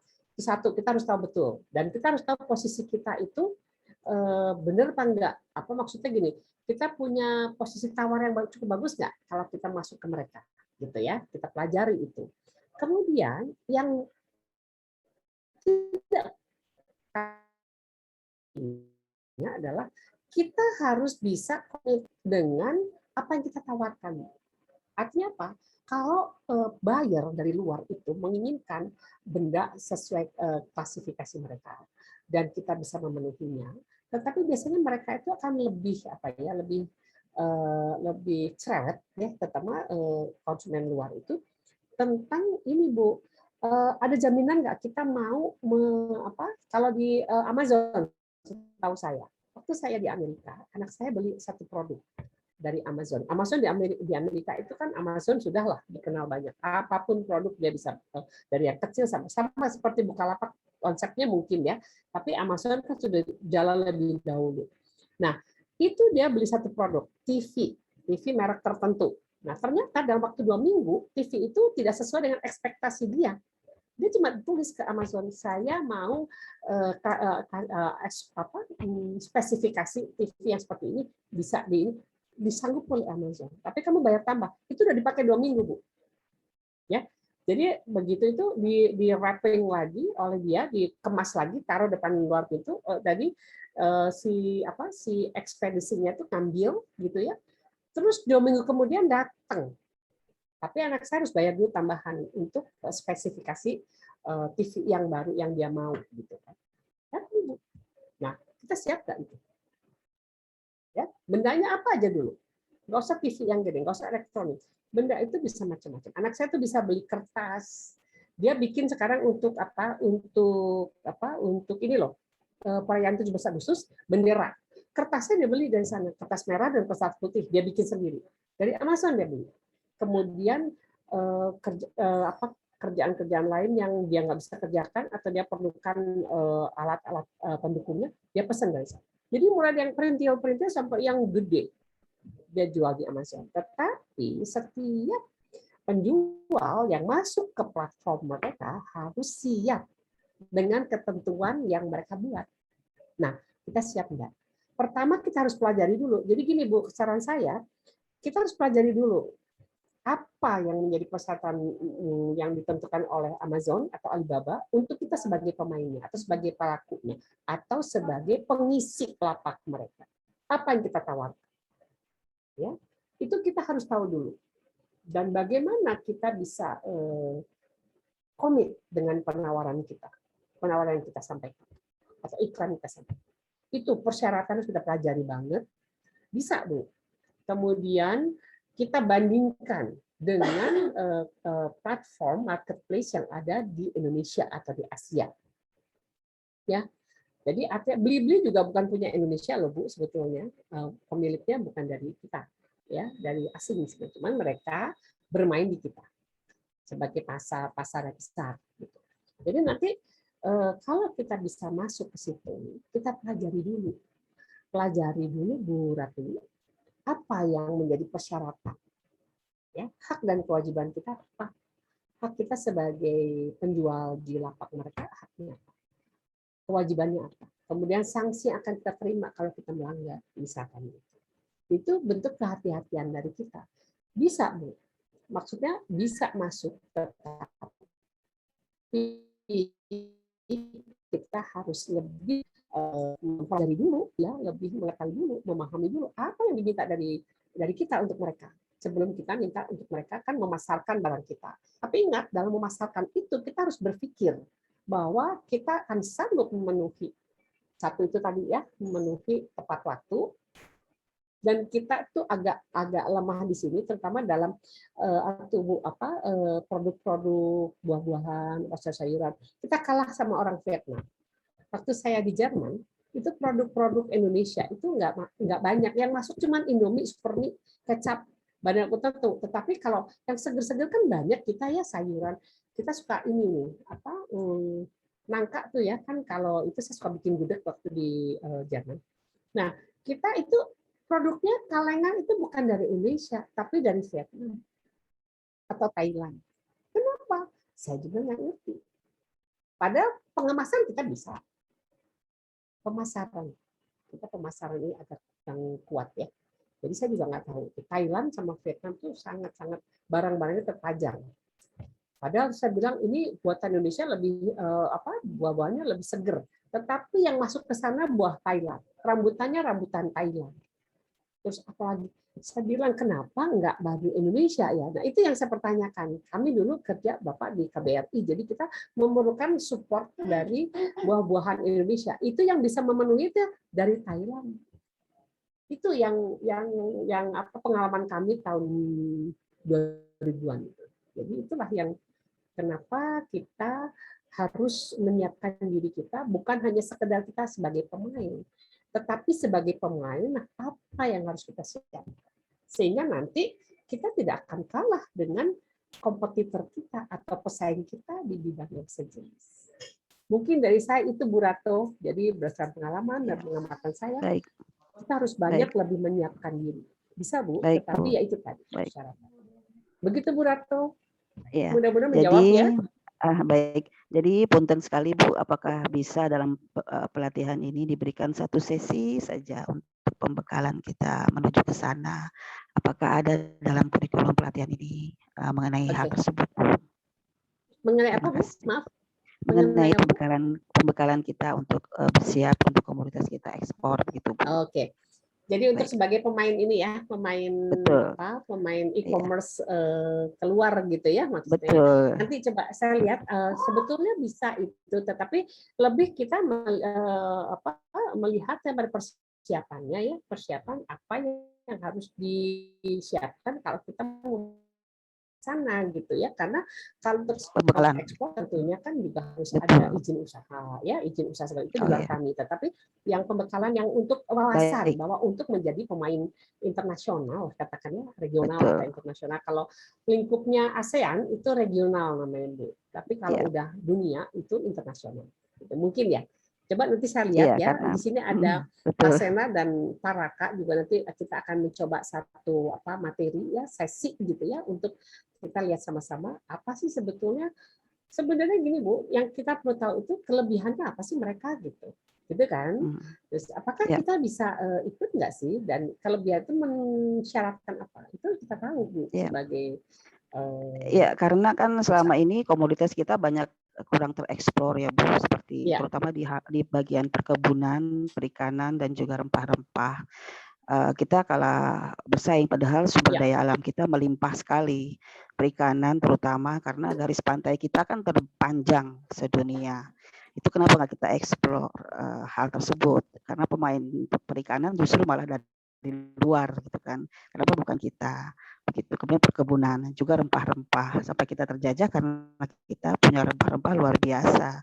Tapi kenapa kita masih justru sekarang ini masih mengimpor rempah-rempah? Ada beberapa seperti jinten dan sebagainya kita impor justru dari luar. Hal itu kan yang justru kita membuat kita harus lebih aware ya tentang keberadaan SDA kita gitu Bu. Nah, hal-hal tersebut yang menjadi dasar kenapa kita giatkan ekspor, terutama di bagian perkebunan, perikanan, dan rempah-rempah tersebut. Saya pikir itu punya potensi yang luar biasa. Begitu. Terima kasih, Bu Eni.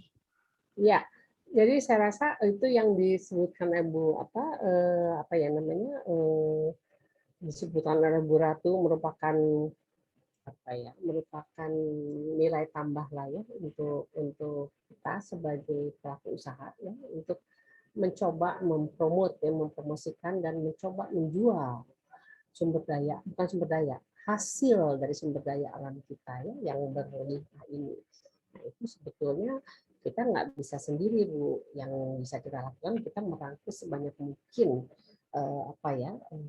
komunitas-komunitas, sebanyak mungkin SDM untuk bisa saling membantu untuk mewujudkan ini karena ya itu tadi kita harus merangkul petaninya, kita harus merangkul kita harus merangkul mereka yang memang ahli di bidang pengemasan, mereka yang ahli di bidang karena gini Bu, ada beberapa produk kita segar yang memang tidak boleh masuk ke Amerika dengan alasan sebetulnya mereka untuk menutupi persaingan mereka, tapi manis alasannya bahwa produk-produk yang dihasilkan dengan tidak mengikuti ketentuan HAM misalkan itu nggak bisa masuk.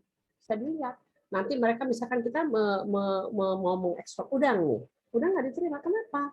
Karena pada waktu pemrosesannya menggunakan tenaga yang dibayar tidak sesuai dengan standar.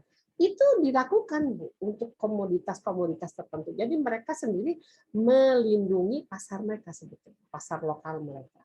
Untuk bersaing dengan pasar-pasar dengan kompetitor dari itu sejenis komoditas sejenis. Jadi yang bersaing itu bukan hanya lokal, tetapi negara-negara yang bisa bermain sesuai dengan keinginan dari negara tersebut. Jadi itu juga menjadikan satu pertimbangan kenapa kita nggak bisa menembus sih. Karena belum apa-apa sudah dikasih barrier, dikasih pembatas. Jadi banyak mereka carinya untuk mereka mencari kemungkinan untuk membatasi ini kita tuh dengan cara-cara seperti itu. Banyak hal yang mereka buat. Gitu. Makanya menurut saya sebelum menggarap pasar di luar, pasar di kita pun juga ada ekspatriat. Kemudian dari mulut ke mulut itu kita bisa ekspor juga Bu, tetapi dengan cara yang tidak masuk ke dalam ininya mereka ya, tetapi kita mempromosikan sendiri. Menurut saya itu mungkin salah satu opsi juga ya Bu. Nanti kita lihat sama-sama dalam sesi tersebut mana yang lebih menguntungkan kan. Yang penting bisa dilakukan dan mungkin dan bisa dilakukan. Itu yang penting Bu. Bisa tidaknya itu adalah kalau dia sudah dilaksanakan, baru katakan bisa. Kalau baru kemungkinan ya kita harus lihat. Mungkin begitu Bu Ratu ya. Baik Bu Eni, matur nuwun Bu Eni ya. Terima kasih. Sama-sama Bu Ratu. Baik Bu Tuti, ini mungkin waktunya berapa lama lagi kita bisa masih ada yang mau kalau ditanyakan? Misalkan sudah tidak ada yang ditanyakan bisa diakhiri mungkin. Iya. Semuanya mungkin sudah ada dari teman-teman yang mau ditanyakan. Masukan-masukan yang lain enggak? Iya, silakan. Mungkin saya tambahin yang ekspor tadi yang Bu Ratu. Ya. Memang kata Bu Eni benar gitu. Jadi saya 2014 ya. Jadi kawan saya dari Singapura dia tahu mangga di Indonesia sama rambutan bagus. Jadi dia ada link supermarket ke Middle East gitu. Ya balik lagi Bu. Jadi kalau di Indonesia itu belum seperti tatanannya seperti di Vietnam, karena di Vietnam tuh petaninya dilatih, disupport government tuh dari penanaman, pembibitan sampai dari bibit penanaman sampai untuk siap ekspor. Jadi kemasan. Ya kemasnya juga. Jadi kendalanya ya gitu, dia tanya kalau di ekspor itu Bu Ratu, kalau kita sudah sign kontrak untuk itu jangka panjang, jadi nggak bisa satu kali kayak beli sekali udah gitu, nggak bisa. Jadi itu yang jadi kendala selalu di situ, bagaimana kita manajemen untuk buahnya itu. Jadi sekali udah kontrak, yang repotnya di situ. Kalau cuma sekali shipment, beli putus namanya. Jadi agak susah. Jadi ditanya mangganya bisa sama semua nggak? Wah, itu saya juga berat. Saya bilang mangganya mesti sama semua, rambutannya bisa sama semua nggak? Sortir. Waduh, saya bilang saya coba cari tahu dulu ke pemasok segala macam. Nggak bisa gitu. Jadi dia dapatnya di Vietnam. Di Vietnam tuh rambutannya dari pengepulnya sudah dibungkus, warnanya sama semua, dikasih fotonya. Jadi sudah tinggal naik kirim gitu. Wah, saya bilang kita belum sampai. Itu 2014 ya. Mungkin tergantung ya, karena kan teknologi mereka dulu. Mungkin ini ya seperti Bu Eni bilang, memang harus ada yang mengguide. Dan kalau memang mau di channel ya memang harus kitanya pendampingan gitu. Sekarang kan mulai pendampingan mulai banyak ya, ada Tani Hub segala macam ya, mudah-mudahan bisa ke arah sana. Tapi memang itu kalau tidak ada government support tuh memang awal supply chain-nya susah. Itu dari bibitnya, pupuknya, nanti udah itu sortir untuk bagaimana. Nah, jadi kalau kayak di Indonesia itu, jadi kalau kayak teman saya tuh ada yang di Taiwan, dia bisa ekspor ya, tapi mentahnya itu dari Indonesia gitu. Jadi kita sini jualnya gelondongan, nah mereka yang sortir gitu, karena mereka nggak apa-apa ambil semua yang ini, tapi mereka sortirnya bagus. Jadi waktu kirim ekspor memang ya itu cost-nya mereka hitung. Kalau dia udah di global ya lebih gampang ya, kalau udah ada market global ya. Barang-barang Indonesia gitu. Jadi Indonesia tuh juga ada yang model kirimnya tergantung ya, ada channelnya itu gelondongan gitu. Jadi pokoknya yang semua dia, jadi harga memang jatuh lebih murah. Seperti kayak kopi kan, beberapa memang yang diambil ya pokoknya ini saya kontrak, ada ya semua kirim. Sortir gitu kan, cost-nya tinggi ya kan, mesti ada yang dibuang, itu benar-benar mesti udah ada pasarnya gitu. Jadi yang sekarang saya lagi coba tuh ke kopi juga ke kawan di Malaysia, lagi tahap apa namanya, dia lagi uji ya yang mana yang bisa dipakai produknya. Kalau buah saya juga pernah itu ya gitu, nggak bisa lawan kan, bukannya barang asal juga kan ada harga ya Bu ya. Kalau nggak bisa dijual kan juga percuma, merugi kan nggak bisa gitu. Jadi di situ, jadi ke satu kita kalah bibitnya ya kan, untuk ya, apa support pupuknya juga itu kan marginnya mesti dihitung gitu. Jadi bukannya untung nanti bisa rugi gitu, tapi mereka jadi akhirnya ambilnya dari Vietnam, dan cost-nya ada lagi, kita mesti perhitungkan biaya. Kalau dari sini penerbangan berapa itu sampai saya tanya dulu, karena ini mau hitung cost, wah nggak bisa lawan kalau Vietnam lebih dekat. Terus kalau Vietnam tuh satu kontainer ya udah gelondongan juga gitu, waktu kali itu udah gelondongan, nggak hitung di dalam ada barang apa, nggak ada. Satu kali gini kurang lebih costnya berapa ratus ribu kalau dihitung sini. Lah kita nggak bisa itu hitungan itunya. Di situ udah kalah set lagi gitu. Jadi banyak sektor kalau untuk ekspor ya. Tapi memang kembali lagi produk kita harus menjadi unggulan. Jadi kalau produk kita sudah mantap, sudah supply chain-nya udah oke, ke ekspornya nggak ada masalah sih ya. Tapi kalau yang kayak Bu Ratu kan maunya abon gitu, itu mungkin bisa ngikut-ngikut. Kalau di dalam beberapa yang komunitas ekspor itu ada, mereka kayak kemarin ke New Zealand tuh satu kontainer isinya macam-macam, bisa titip produk. Yang penting memenuhi standar ekspor yang Bu Eni bilang. Jadi kalau udah ada izin ekspornya, standar memenuhi, bisa titip ke KBRI punya ya, kayak Bu Eni bilang, mereka ada komunitasnya. Saya Desember yang lalu ikut beberapa yang mengikuti perkembangan ekspor itu gitu. Jadi ada wadahnya sih sebenarnya kalau kita mau cari tahu. Cuma ya kitanya sendiri dulu mesti siap gitu, jangan sampai nanti giliran ini bagus nih, kitanya nggak ada, udah sekali udah nggak bisa memenuhi, udah susah gitu, langsung udah apa namanya, kita punya nama ya udah nggak ini. Nah, itu sih tadi kredibilitas ya, kredibilitas kita. Jadi tadi kan kita udah mesti masuk siapin ya dulu. nah, kredibilitas. Betul. Jadi Bu Ratu, untuk teman-teman kita semuanya, jadi kalau kita mau masuk, sebetulnya pasar di dalam negeri pun banyak ya. Pasar segini Bu, kalau saya melihat ada satu opsi kita masuk dari ekspatriat. Ya, ekspatriat itu nanti yang akan menjadi corong buat pemerintahnya atau buat ini. Ekspatriat itu mereka-mereka SDM asing yang bekerja di sini itu dipenuhi dulu sehingga nanti mereka tidak bisa melupakan, jadi menjadi loyal customer atas produk kita. Nah, itulah nanti akan menjadi corong untuk ini produk ini bagus loh, tinggal kita nanti kata Simpan tadi bahwa kita harus mempersiapkan ini untuk supply chain-nya tadi. Kemudian tahapan selanjutnya ya mungkin itu Bu Ratu. Jadi benar-benar satu upaya yang tidak kenal lelah dan tidak bisa dibatasi oleh harus gini karena namanya kan entrepreneur juragan gitu ya, kita harus tahu kita mau kemana nih, kita yang bawa ini, kita armada kita bawa kemana. Jadi kalau armada kita kalahkan ke yang nggak safe ya nggak akan sampai misalkan gitu ya, tetapi itulah mesti diperlukan usus yang panjang kalau menurut saya, jadi napas panjang gitu. Iya, sepertinya tadi seperti Pak Sinten bilang bahwa government support itu sangat penting sekali Bu. Betul. Ya karena kemarin pengalaman saya itu ketika sosialisasi haki di Solo dan beberapa tempat di Jawa Tengah, saya juga membantu beberapa pengrajin untuk mengekspor produk mereka, batik dan juga tenun. Dalam hal ini adalah tenun goyor ya, itu kan dikonsumsi oleh Brunei. Jadi saya sarankan mereka supaya ke Brunei, kemudian Malaysia dan juga Timur Tengah. Itu mereka sudah melakukan itu. Jadi saya membantu mereka mengekspor itu. Kemudian ketika ada repeat order kembali, ternyata beberapa pengrajin itu tidak bisa memenuhi karena ternyata bahan bakunya itu diimpor dari Cina gitu. Kan ini luar biasa ya. Ini produk kita, tapi ternyata betul benangnya itu dari Cina. Jadi saya bilang, kenapa Anda menghentikan supply ke sana, mengekspor itu ke sana? Padahal saya sudah banyak memberikan jaringan kepada mereka gitu ya. Kan sayang sekali, saya bilang ada banyak order.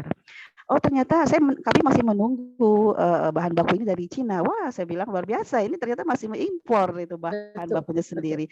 Nah, saya pikir ini masuk dalam politik ekonomi kita ya, Bu ya. Jadi yang masih kita lihat bahwa government support di sini ternyata tidak terlalu banyak buat mereka karena mereka dari sisi pemerintah juga tidak disupport, di pemerintah daerahnya sendiri tidak mensupport itu. Terus saya bilang kenapa kita harus menunggu dari pemerintah yang mau tindak? Kenapa kita mulai sendiri saja langsung? Tapi ternyata memang itu luar biasa ininya lingkaran-lingkaran itu kan tetap mereka terhambat di bahan bakunya begitu. Sayang sekali saya pikir Bu, demikian Bu Eni. Iya, jadi betul Bu, itu yang dari Cina itu benang Bu. Jadi saya pernah satu kursi di kereta ya sekian belas tahun yang lalu. Dia pengusaha benang dari Indonesia. Ya. Dia mengatakan kami kalah bersaing.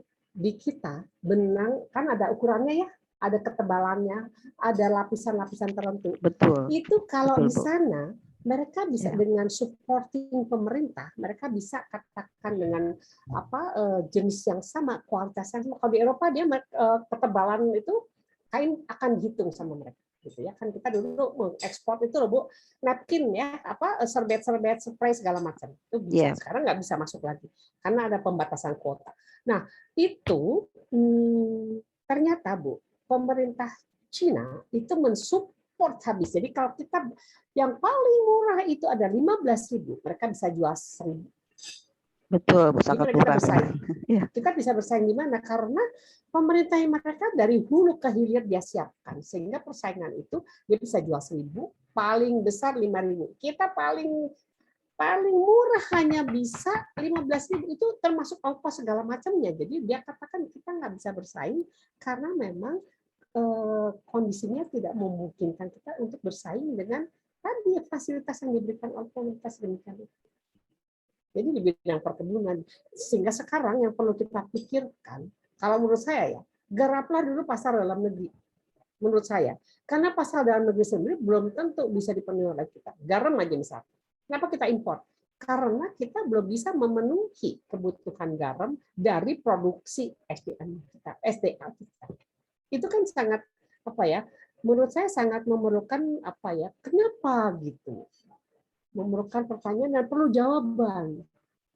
Itu baru yang lain. Belum kita orang ribut impor kedelai.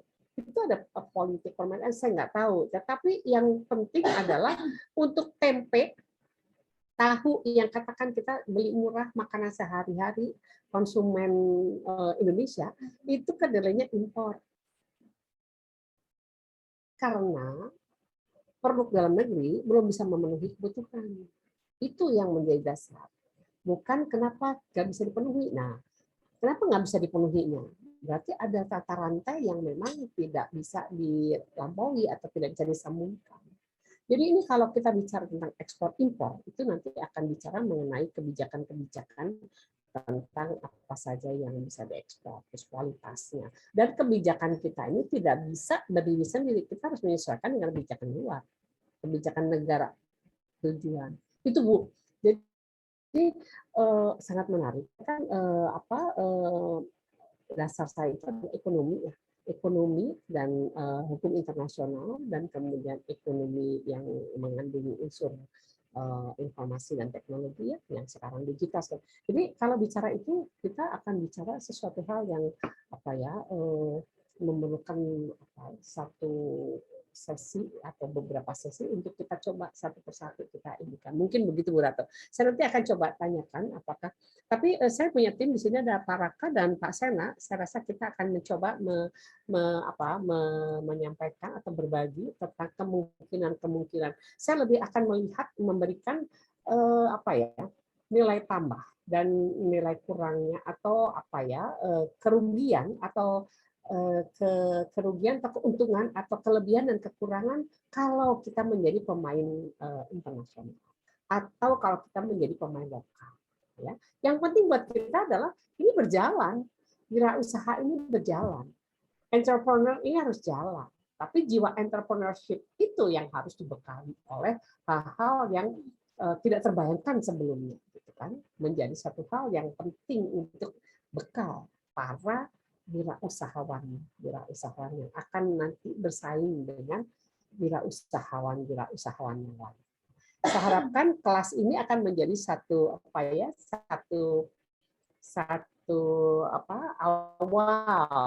awal dari pembekalan terhadap kemampuan kepercayaan diri daripada juragan-juragan dari kelas Al-Izhar Indonesia ya Bu Tuti ya. Saya berharap bisa memberikan pembekalan dan saya berharap juga nanti ada kelas-kelas selanjutnya yang bisa merupakan pengembangan dari kelas ini dan ini bisa menjadikan model ya. Saya sangat berharap bahwa para peserta yang 9 atau 6 orang yang aktif 6 orang ya bisa memberikan masukan. Nanti kita buat satu model e-commerce yang berdasarkan pengalaman-pengalaman itu. Mungkin itu bisa menjawab sebagai output dari kelas ini Bu Tuti yang saya harapkan. Jadi kita nggak artinya ada ininya lah, ada sesuatu yang bisa kita pegang ya. Nanti masing-masing akan menerima. Jadi kita akan membuat satu kolaborasi untuk menyusun satu bahan ya sebagai model. Dan bahan itu akan terus ditambah dengan kelas-kelas berikutnya Bu Tuti, harapan saya begitu ya. Model untuk e-commerce. Begitu Bu Rato, Sinpen, Mas Sandi, kemudian Mas Indra nggak ada ya hari ini? Bu, terima kasih banyak Mbak Nana gitu ya, sama-sama kita berbagi dan mudah-mudahan ini bisa menjadikan satu tambahan wawasan pada saya. Mungkin begitu ya Bu Tuti untuk hari ini. Ini sudah mulai azan, jadi mungkin kita harus mengakhiri. Mudah-mudahan bisa menjadi semangat ya buat asal kita tahu apa yang mau kita lakukan. Mbak Nana sukses ya, semoga bisa menapaki semua. Mas Sandi sukses ya. Itu tadi pesan saya. Sinpen mungkin itu yang bisa disampaikan hari ini. Saya minta tolong ya kepada yang belum mengirimkan tugas dari saya, silakan saya tunggu di email saya. Ya, Mbak Nana sudah mengirimkan, kirim ya, silakan. Enggak. Mungkin dengan demikian saya akhiri sesi kuliah kita pada siang hari ini. Terima kasih sudah menyimak dan terima kasih sudah berbagi dan kita bisa berdiskusi dengan enak. Mudah-mudahan bisa kita ketemu dengan sehat dan tetap semangat. Selamat siang, selamat berkarya selanjutnya. Semoga kita selalu sehat dan tetap semangat. Bu Rato, sehat-sehat ya, mudah-mudahan. Terima kasih banyak Bu. Silakan nanti Boleh japri Iya. saya. Boleh japri saya. Baik Bu, atur nuwun Bu. Ya. Mari Kak, Iya, sami-sami. makasih, Saya Bu. izin ini, saya tutup Bu Tuti. Terima Sami-sami. kasih Ya, semuanya. terima kasih. Isi daftar hadir ya, jangan lupa ya. Iya. Mangga. Daftar hadir sudah Siap. disampaikan ya. Terima kasih Bu Iya. dan yang lainnya. Sama-sama. Berarti Ya, terima kasih Bu Tuti.